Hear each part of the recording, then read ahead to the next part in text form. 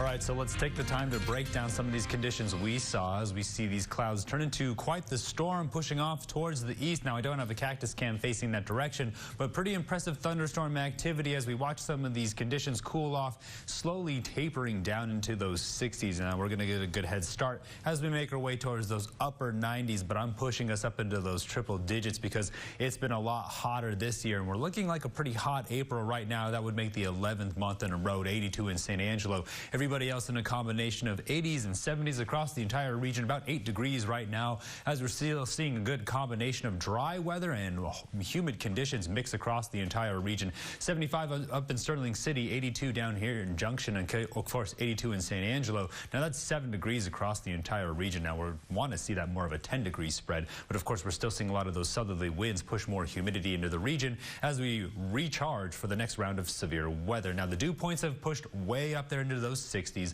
while those humidity indices now have made their way up into those 60s and 70s. Almost sort of like an atmospheric tipping point. We're looking for those temperatures to sort of reach that equilibrium, but of course this low pressure is going to slowly make its way off towards the east. That's going to keep pulling some of this subtropical moisture across the Sierra Madres into our region, but it's pulling it pretty quickly up to the northeast. They're going to continue to see some severe weather before things calm down as we make our way towards next week. The concentration of blues are really going to stay around the Gulf region for the remainder of the weekend, as that's where we're going to start to see a lot of this severe weather. Usually we see this cold air push down pretty strong, but it's staying pretty stagnant across the entire lower region, really, when you talk about the east side of the Rocky Mountains. Severe weather outlook really has us in the crosshairs as we make our way into tomorrow. We're going to see just how severe it gets because the satellite is showing you where it's setting up. These storms pushing out of the way, but still a lot of tornado watches being issued for areas in Ohio. We're watching as this low pressure system starts to make its way down with that colder air. We're going to watch it push into some of these colder regions and these humid conditions down here in the Concho Valley, and that's where we're expecting to see a lot of these eruptive thunderstorms make their way in through the rest of the night.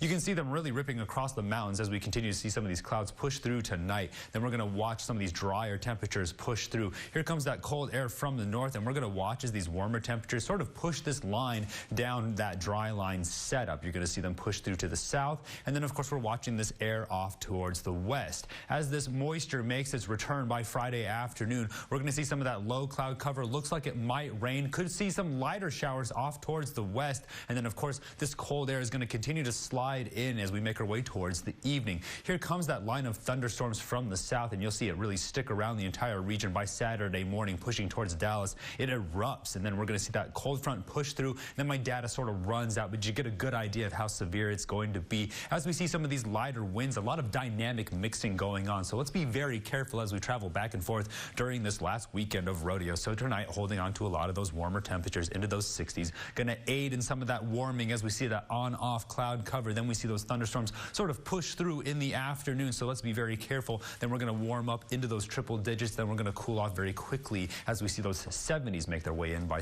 Friday. By the weekend, we're pushing down into those 60s. Then we see that ridging make its way in by the beginning of next week. That's going to push us all the way back up into those 80s, while those lows follow the same pattern from those 60s down into those 40s and back up into those 50s and 60s. Stay tuned. We'll have more for the break. You're watching KSAN News at 10.